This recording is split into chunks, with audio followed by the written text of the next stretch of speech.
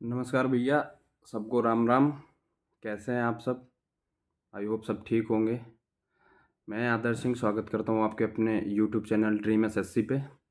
जैसा कि मैंने आप भाइयों के लिए जो 19 तारीख का मेरे जो एसएससी सीजीएल के भाई हैं जो मेंस दिए हैं, मैंने भी दिया है, तो उसके लिए मैंने वीडियो बनाई थी कि टाइपिंग में दिक्कत हो रही है क्योंकि सीमलेस पैसेज है, एंडलेस बिल्कुल चले जा रहा है। पहले क्या क्या होता था कि 15 मिनट की टाइपिंग होती थी और उसमें 2010 की स्ट्रोक होते थे, तो बच्चे आराम से कर लेते थे।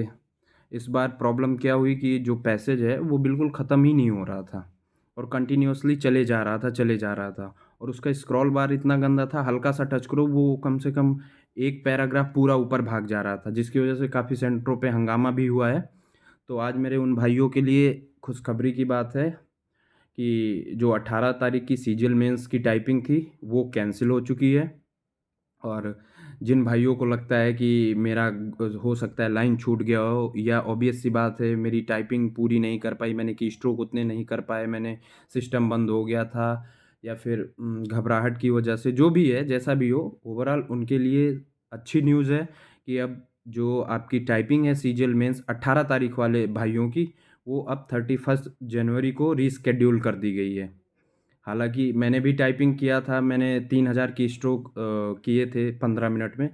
पर मैं तो हालाँकि 95% श्योर था कि मेरा सही-सही हुआ है, एक भी लाइन, एक भी अक्षर नहीं छूटा है। पर क्या पता भाई, जब वो पैसेज ही एंडलेस है, आप सोचो जब पैसेज एंडलेस है, अगर आपका बीच में लाइन भी छूट जाएगा तो आपको कैसे पता चलेगा कि आपने बीच की लाइन छोड़ दी? क्योंकि आपके की स्ट्रोक तो वो दिखाएगा ही जितना आपने किया है, भले ही आपकी बीच की लाइन छूट गई हो। तो मेरे भाइयों के लिए एसएससी वाले 18 तारीख को जिन्होंने सीजीएल मेंस दिया था, उनके लिए ये बहुत बड़ी खुशखबरी की बात है कि अब उनकी टाइपिंग रीशेड्यूल कर दी गई है। तो जो गलतियाँ आपने 18 तारीख की टाइपिंग में की, कृपया अब उसको दोहराएँगे नहीं। यही उम्मीद करते हैं हम अपने भाइयों से। और इस बार जो है वो आपको 2010 की स्ट्रोक का मैटर मिलेगा टाइपिंग के लिए और 31 जनवरी को आपकी टाइपिंग फिर से होगी। और मैंने आपसे बताया था उस दिन कि सीजीएल मेंस में मेरा जेएसओ भी क्लियर हुआ था। तो कल मैं जेएसओ का पेपर देने गया था। हालाँकि मैंने वीडियो बनाना चाहा पर मुझे टाइम नहीं मिला भाई, क्योंकि आप जानते हैं कि एक बेरोज़गार लड़के की ज़िंदगी में कितने तकलीफ़ होते हैं, खाना बनाना, कोचिंग, टाइपिंग और फिर इधर मेरी यूपी पुलिस की भी रनिंग वग़ैरह लगेगी। तो उसके लिए भी तो इसलिए थोड़ा-सा टाइम नहीं मिल पाता भाई, खुद भी पढ़ना होता है, मार्केट से सब्ज़ी भी लाना है, खाना बनाना है, बर्तन धुलना है, बहुत सारी चीज़ें होती, लाइब्रेरी भी आना-जाना, जिस वजह से मैं कल अपने जेएसओ वाले भाइयों के लिए वीडियो नहीं बना पाया था। हालाँकि मैं आपको बताता हूँ, 2 घंटे का पेपर जेएसओ का जो होता है, लास्ट टाइम जो उसकी कट ऑफ गई थी वो 300 आई थिंक 78 नंबर गई थी, 378 नंबर। तो उन भाइयों के लिए जेएसओ में अपॉर्च्युनिटी बहुत बढ़िया थी, जिनके हो सकता है कि सीजीएल मेंस के मतलब सीजीएल के और पोस्टों के लिए ना क्वालीफाई हों, उनके 280-90 नंबर ही बने, कट ऑफ मान लीजिए 300 लग गई। पर अगर उन्होंने जेएसओ में 200 नंबर में अगर 60, 70, 80 नंबर कर दिया होगा, तो फिर उनके ओवरऑल स्कोर बन जाएँगे 350, 370, 60, और जेएसओ की कट ऑफ लग गई 360-65, तो उनका सिलेक्शन हो जाएगा भाई। तो ये थोड़ा-सा बेनिफिट रहता है। हालाँकि मुझे नहीं लगता कि जेएसओ में इस बार 18,000 आई थिंक बच्चे पास हुए थे, 18,000 के आस-पास। थोड़ा-सा आंकड़ा 100-200 ऊपर-नीचे हो सकता है। ऊपर ही होगा, नीचे नहीं होगा, क्योंकि मैं श्योर हूँ 18,000 बच्चे ही पास हुए थे। और इस बार पिछले बार से वैकेंसीज़ भी ज़्यादा हैं, 2700 वैकेंसी हैं। पिछली बार वैकेंसी भी शायद 6 या 700 थी। तब सोच लीजिए आप कि 378 नंबर कट ऑफ लगी थी। और ये जो 300 नंबर है, 378 नंबर, ये आपका अदर देन जेएसओ पोस्ट में जो आप पहले दिन पेपर देते हैं और जो जेएसओ वाले दिन का पेपर देते हैं, वो दोनों नंबर कंबाइंड करके होता है कट ऑफ उसका। तो अगर जिन भाइयों ने बढ़िया किया है स्टैटिस्टिक्स जेएसओ की और उनके नंबर जेएसओ में अगर बन जाते हैं 100 नंबर, तो उनके भाई मोस्ट प्रोबेबली सेलेक्ट होने के चांसेस ज़्यादा हैं। हालाँकि भाई मैंने तो स्टैटिस्टिक्स पढ़ा नहीं था, मुझे तो आया नहीं। 2 घंटे का पेपर मैं 1 घंटे में मैंने तुक्के-वुक्के लगा के कर दिए थे। ऑनेस्ट, ऐसा नहीं बढ़ा-चढ़ा के वीडियो बना रहे हैं, चैनल पे अपलोड करना है तो कुछ भी बोल दो, वो चीज़ें नहीं, मैं फैक्ट बता रहा हूँ आपको। तो मैंने तो भाई पूरे अटेम्प्ट किए थे 100 क्वेश्चन। एक क्वेश्चन 2 नंबर का होता, 1/4 माइनस मार्किंग थी, 1/3 माइनस मार्किंग भी नहीं थी कि उसमें डरते, चांस ना लेते। वैसे भी नहीं आ रहा था जेसो, वैसे भी मेरा नहीं होना था, तो मैंने सोचा पूरा ही अटेम्प्ट कर लेते हैं। और आपको मैं बता रहा हूँ कि जो जेएसओ में पेपर देने वाले बच्चों की संख्या थी, वो केवल 100% में 30% थी। मैं अपना खुद का मतलब बता रहा हूँ, जहाँ जिस मेरा सेंटर यहाँ पे गया था भोनवाल इंस्टीट्यूट में, लखनऊ में, बीआर ऑनलाइन करके है। तो 48 बच्चों की सीट थी, उसमें केवल 16 बच्चे आए थे। मतलब 1/3 बच्चे अपीयर हो रहे हैं जेएसओ के एग्ज़ाम में। और वैकेंसीज़ भी ज़्यादा हैं, बच्चे भी कम अपीयर हो रहे हैं। मतलब इसका कि कट ऑफ बहुत कम लगेगी, आप ये समझ लो इसका। पिछली बार अगर 378 लगी थी, तो आई थिंक इस बार आप ये मान के चलो 350-60 के आसपास कट ऑफ लग जाएगी जेएसओ वाली। तो जिन भाइयों ने अच्छा किया होगा पेपर, उनका तो डेफिनेटली सिलेक्शन होगा, क्योंकि जेएसओ में इस बार चांसेस ज़्यादा हैं। हालांकि मोस्ट प्रोबेबली बच्चे पढ़ते ही नहीं स्टैटिस्टिक्स, क्योंकि मेन सब्जेक्ट से ही छुट्टी नहीं मिलती, मैथ्स, रीजनिंग, इंग्लिश और जीएस से।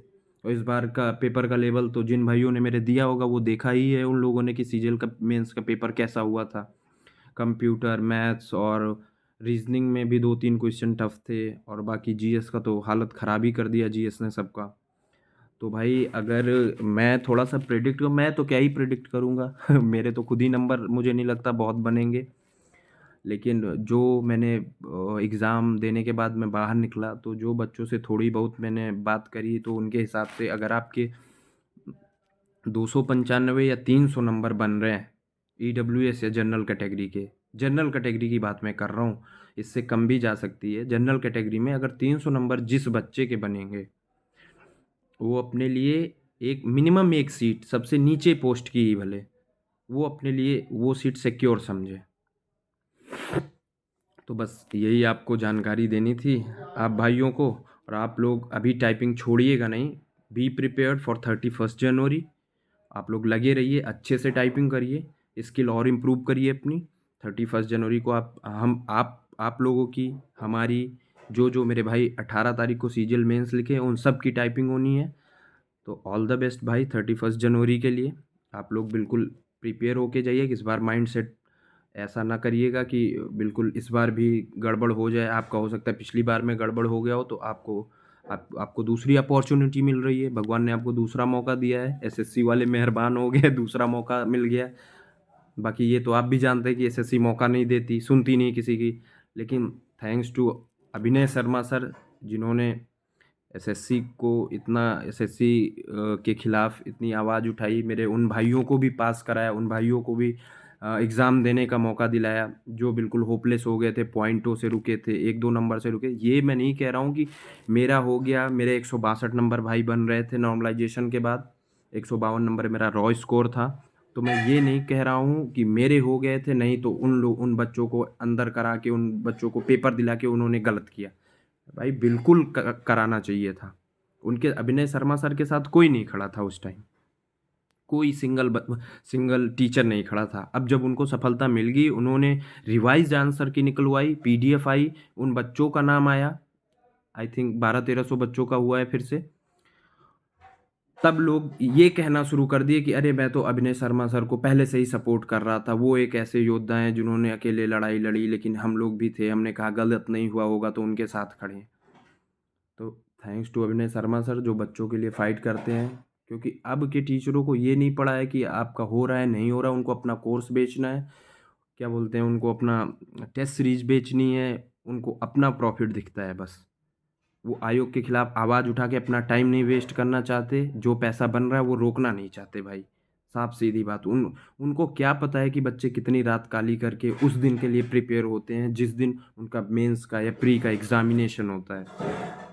तो ये दर्द एक तैयारी करने वाला ही समझ पाएगा, या फिर जो अभिनय शर्मा सर ने हम लोगों का दर्द समझ के किया है, वो बहुत काबिले तारीफ़ है। आप लोगों को सपोर्ट करना चाहिए, एटलीस्ट एक मैसेज तो उनको ज़रूर करना चाहिए जिन्होंने इतना बड़ा काम किया है हम लोगों के लिए। और आज जो हुई है सीजीएल मेंस का जो पेपर हुआ है, उसमें भाई 2010 ही कीवर्ड्स आए थे टाइपिंग करने के लिए, ये भी साथ-साथ मैं बता देना चाहता हूँ। और उन बच्चों ने अच्छे से टाइपिंग कर ली है, बिना किसी नर्वसनेस के, बिना डरे, आराम से उनका स्मूथली हो गया है। और उस दिन चूँकि 18 तारीख को बहुत बवाल हुआ था, इस वजह से एसएससी ने फिर से डेट रिवाइज़्ड कर दी है 31 जनवरी को। सीजीएल मेंस वाले भाइयों का जो 18 तारीख को टाइपिंग किए थे, उनकी फिर से टाइपिंग होगी। तो आप लोग प्रिपेयर्ड रहिए। ऑल द बेस्ट भैया 31 जनवरी के लिए। और मैं भी अब टाइपिंग में लगूंगा, क्योंकि मैंने भी टाइपिंग छोड़ दी थी। अभी अभी मुझे पता चला, तो मैंने सोचा कि कल भी वीडियो नहीं बन पाई थी, आज बना लेते हैं वीडियो, भाइयों को बता देते हैं। और आप लोग बस थोड़ा सा प्यार और सपोर्ट बनाए रखिए अपने इस भाई पे, क्योंकि मैं भी आप ही लोगों की तरह बेरोजगार हूँ और तैयारी में लगा हूँ भाई। बाकी देखते हैं जो होगा, पढ़ाई तो करेंगे ही, पढ़ाई नहीं छोड़ना है, चाहे कैसे भी कुछ भी करके पढ़ना पड़े, कोचिंग पढ़ा के पढ़ना पड़े, घर से फाइनेंशियली सपोर्ट ना मिले फिर भी पढ़ना पड़े, पर पढ़ाई नहीं एग्जिट करनी है, चाहे भले धीरे धीरे चलेंगे। वो कहते हैं ना, कछुआ धीरे धीरे ही चलता है लेकिन रेस जीत जाता है, खरगोश तेज भाग के भी हार जाता है। तो वो नहीं करना अपने को कंसिस्टेंटली धीरे धीरे एफर्ट्स करने हैं, डेली करने हैं, एक ना एक दिन रिजल्ट ज़रूर मिलेगा।